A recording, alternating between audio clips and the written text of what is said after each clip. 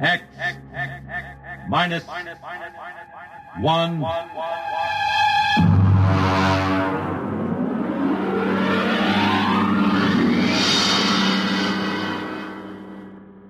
Tonight's story, Child's Play by William Tenn.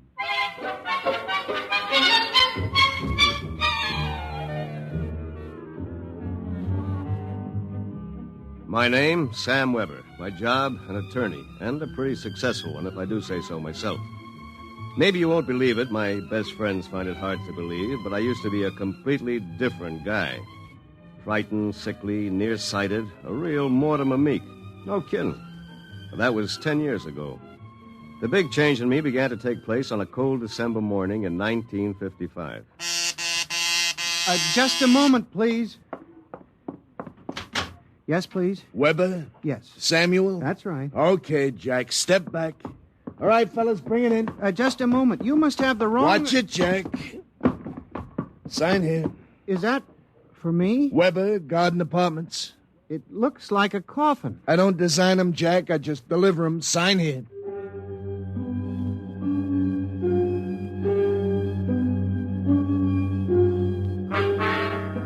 After much straining, I wasn't in very good physical shape those days. I managed to push the box under my single light bulb. There was a card in a small envelope. Let's see.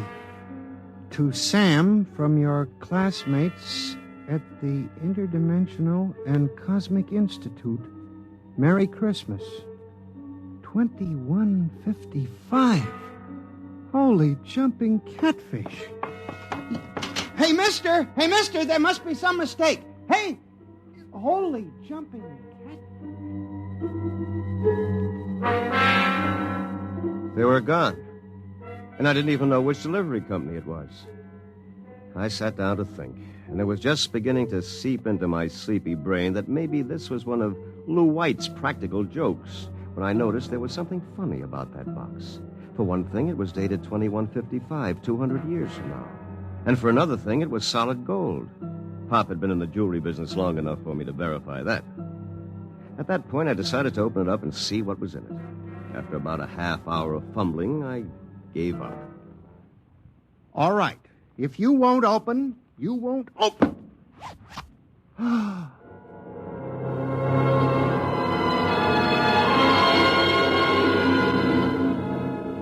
No sooner had I said the word open than it came apart like the skin off a banana. There inside was something resembling a high-powered kid's chemical set. Vials, jars, tubes, wires. You never saw so much scientific-looking junk in your life. And on top of it all was a book of instructions printed in mad green streaks. I opened the cover and read page 1.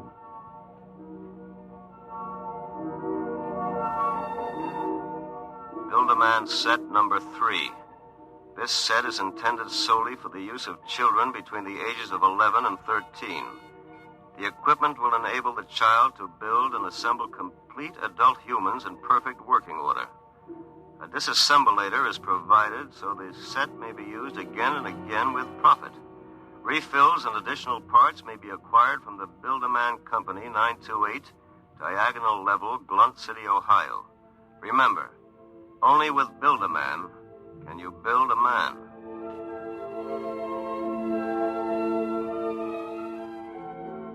When I arrived at work that morning, an hour late, my brain was still reeling with the stuff I'd read in the instruction book. By the time I'd reached the office, I decided it had been a bad dream and it would be over by nightfall. Somerset and Ojak, attorneys at law. Just a moment. I'll connect you with Mr. Ojak. Oh, good morning, Mr. Weber. Good morning. Good morning. I've got to get my mind off that book. Only with Build-A-Man can you build a man. It must have been a dream. Probably go home tonight and find the place empty. Well, if it isn't the poor man's Clarence Darrow. Hiya, Sam! Sam? Oh, hello, Lou. I come as bearer of sad tidings. You don't look very sad. Boss wants to see you laughing, boy. What about? Well, how should I know? Oh, and by the way, Sam, you'll be happy to know that I've just been promoted. I'm handling all the criminal stuff from now on. Congratulations. Of course, you know what this means for Tina and me, don't you, Sammy? Ah, cheer up, son. Tina's not for you anyway. Some got it, some don't. Me, I'm loaded. You? Ha! Nothing. So long, laughing boy.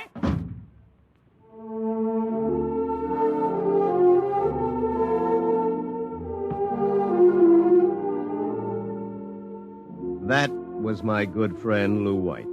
Lou was one of those guys who always lands with his feet firmly planted in the back of somebody else's neck. In the year I had known him, he'd already managed to steal the job I wanted, and he was now working on the girl I wanted. Her name was Tina. Tina Velvet. She was...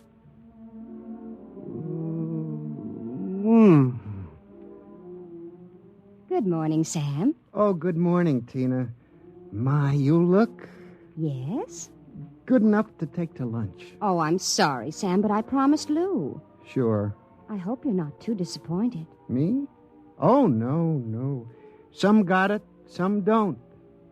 I don't.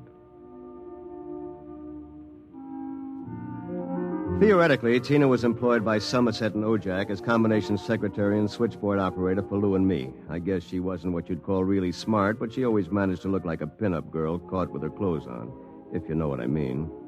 Well, that was Tina. I tried to steady my blood pressure as I walked into the boss's office.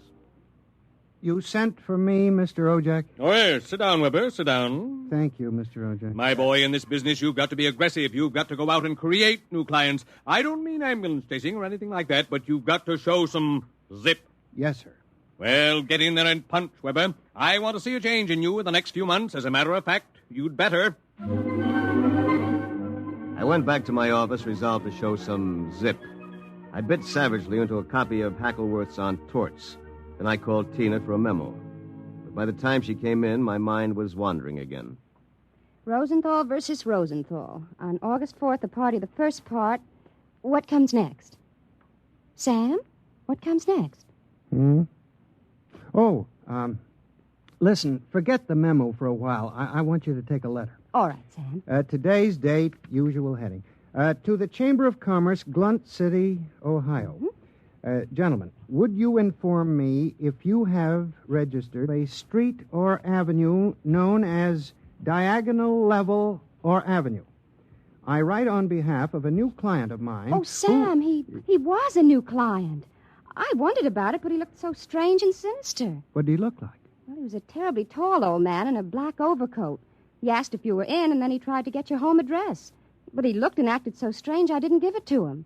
He went away positively furious. That's great. Did he leave his name? Well, that's the funny part of it. He just said he was the censor or the census taker or something from the 24th Oblong.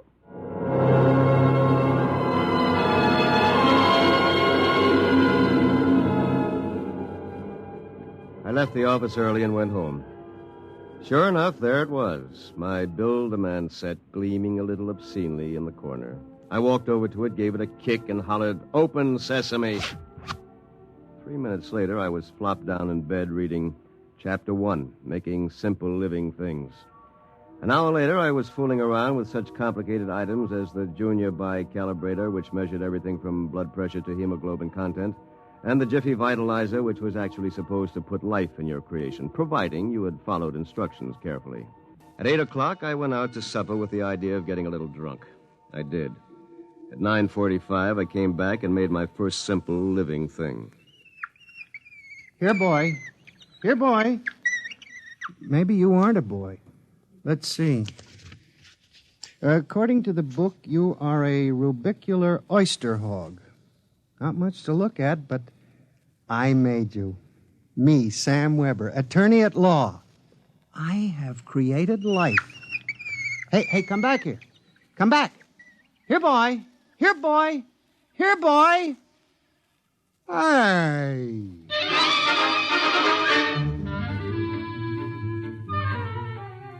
It was no use. My rubicular oyster hog, which was a cross between a field mouse and an oyster, had run out under the door and into the world.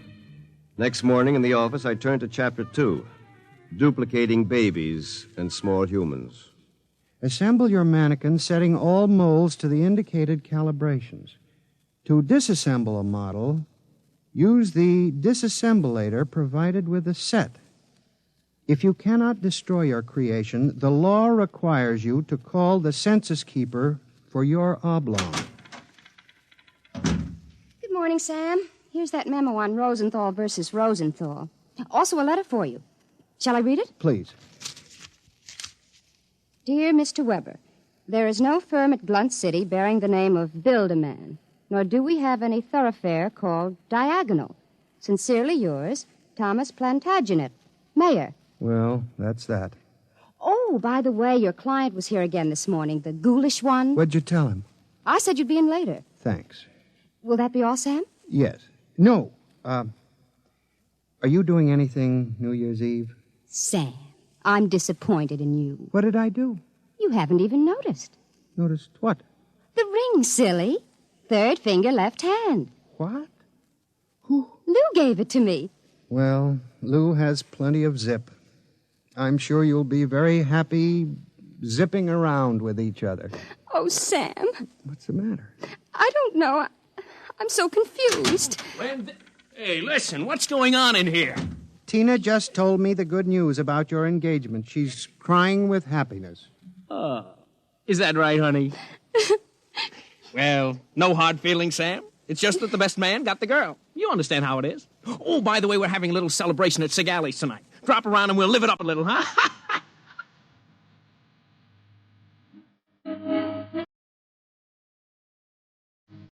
I went home feeling like a man who had been stuffed into a washing machine with the dial set at rinse dry. I was a failure. My job was a bust. My girl was going to marry a football player. I'd been playing God with a chemistry set from some crazy futuristic world.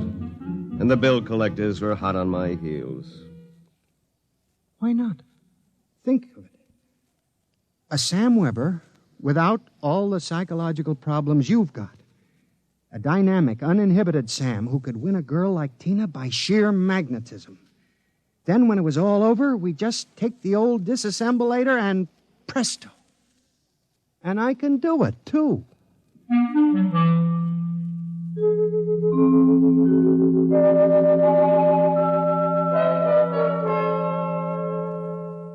Chromosome content check. Well, here goes. It's moving. Holy mackerel. It's alive. It's sitting up. Whoa! Hey, I feel great. Take it easy. Do you know who you are? Don't give me that take it easy routine. Of course I know who I am. I have all the thoughts you ever had up until the point I was vitalized. My brain is an exact duplicate of yours, except that I'm not all blocked up psychologically. Oh, by the way, since we both have the same name, it'll simplify things if I call you Weber. I'll be Sam. Look here. I'll make the decisions. How would you like a good punch in the nose? Is that any way to talk to your own parent? I did create you, you know. And don't think I don't appreciate it, Weber, old man. But let's get one thing straight. I live my life and you live yours. Got that? Who pays the rent? You do. For a while, anyway. I haven't decided whether or not I want to stay in the law business. The law business? It'd be a shame to waste all that good training, though. We went to Harvard, didn't we? On the other hand, I want to spread out a little. Tina's the kind of girl to whom money is very important. Tina? What'd you expect? We're not quite the same, you and I. I've got zip. Don't use that word. Sorry. Now, how about some dinner? I'm starved. We'll have to go out. I'll need some clothes. Sorry, I only have this one suit. Fine, you can lend it to me. But what about me? I'll bring you a sandwich after I come back from Segali's. Segali's? You haven't forgotten, have you, Weber? We're invited to the celebration, Tina and Lou White. Only it wouldn't look quite right if we both showed up. So I'll tell you all about it. Now, come on, off with the suit. And no nonsense.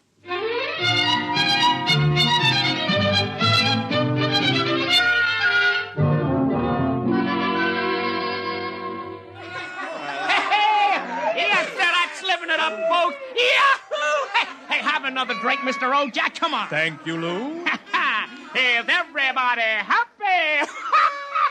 Oh, Tina, honey, you having yourself a little old time? Well. The happy couple. Sam. Good evening, cats. Everybody's lit up like a Christmas tree, huh? Well, Sam, are you in the bag? Never touch the stuff, Lou, my boy. Never touch it. Hey, what's gotten into you, Weber? You seem different somehow. Well, I'll tell you. Ever since I had that talk with Mr. Ojak about myself... Oh, you remember, don't you, Mr. Ojak? Why, yes. You made me realize, Mr. Ojak, that I had a whole reservoir of untapped zip. And that's all it took, just like that. I'm a changed man.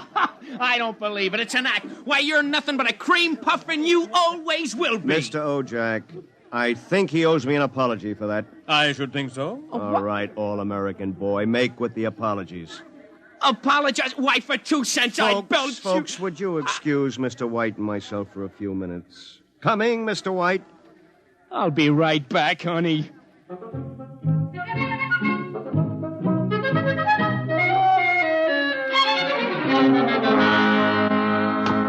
Oh, no! Okay, big boy, you've taken enough punishment. Sam! Lou, don't kill him. He did... Oh, dear. He'll be all right in a little while, baby. Did you? I mean... Oh, Sam. Tina. We really shouldn't be... kissing like this. Well, it's what you've always wanted, isn't it? Well, isn't it? Oh, Sam.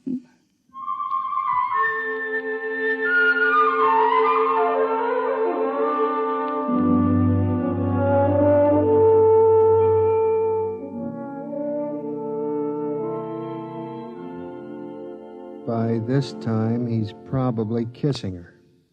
And there's nothing you can do about it, Weber, old man. Nothing. Hey, wait a minute. Where's that book of instructions? To disassemble a Build-A-Man model, merely focus the ray of the disassemblator device and press lever X. Tina, my Tina. So you're finally home. I'm starved. My boy, you are looking at a man who, in one fell swoop, has got himself a raise, a promotion, and a wife. At least she'll be my wife tomorrow. Who? Tina, of course. Who have we wanted so desperately all these years? I don't believe it. It's true.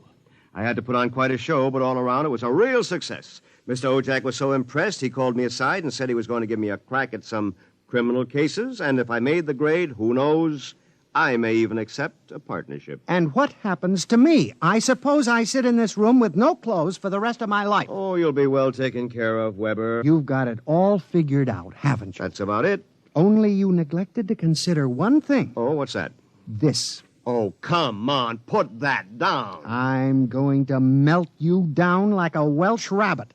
Weber, you can't do that. It's murder. It's like killing your own son. Take off my suit, you phony. You won't be needing it again. You're going through with it, huh? I am. All right. Then here's your jacket. Oh, my arm. Ah, now, you give me that thing. Give it to me. That's better. Now we'll fix this little item so it can't do any damage. You see, Weber, you don't have the guts to stand up against the man you might have been. What's that sound? Somebody's coming up the stairs. Listen. Take a peek through the keyhole, Weber. Holy jumping. It's him. Whom? He's burning it. He's burning a hole right through the door. Good evening, gentlemen. Who are you? I'm the census keeper for the 24th Oblong. You see, your Build-A-Man set was intended for one of the Weber children who's on a field trip in this oblong 200 years from now. Because of an unfortunate time warp, the set was delivered here accidentally. You mean this set came here from 200 years from now? Precisely. Time, as with all things, is relative. We shall have to recover the set, of course, and adjust any discrepancies it has caused. Meanwhile, the problem is, which of you gentlemen is the original Sam Weber? I am. Listen. Liar. Difficulties. Why can't I ever have a simple case like the doublet conduplication? Now look here, Mr. Census Keeper. The duplicate will obviously be... Less stable and more emotionally unbalanced. Certainly a man of your qualifications can decide which of us is the more valid member of society, which of us will conform more readily to the standards... Naturally. I observed that one of you was naked. That, of course... Wait a minute. And you seem to be trembling, whereas this gentleman seems quite calm. Hold it. You're making a mistake. I hardly think so. Stay away from me. Do not struggle. Help, please, please, you're... Mr. Weber. Yes? It would be better if you didn't watch. Of course. You understand, it's not the gift of the Build-A-Man set we're afraid of letting you have. It's the principle involved. You people just aren't ready to play God. You understand, of course? Perfectly.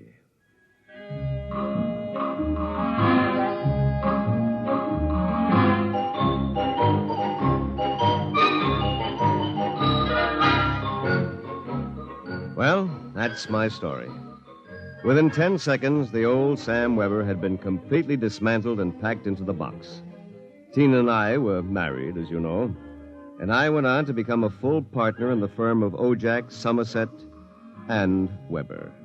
Oh, and by the way, Tina and I have been doing quite successfully what the old Sam Weber and his Build-A-Man set made such a mess of. We have 1, 2, 3 little carnuplications. Sam Jr., age 4, Samantha, age 3, and Samina, age 2 months. Good night.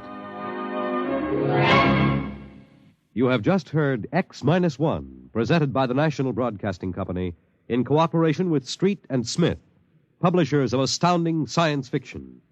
Tonight, by transcription, X-1 has brought you Child's Play by William Tenn, adapted for radio by George Lefferts.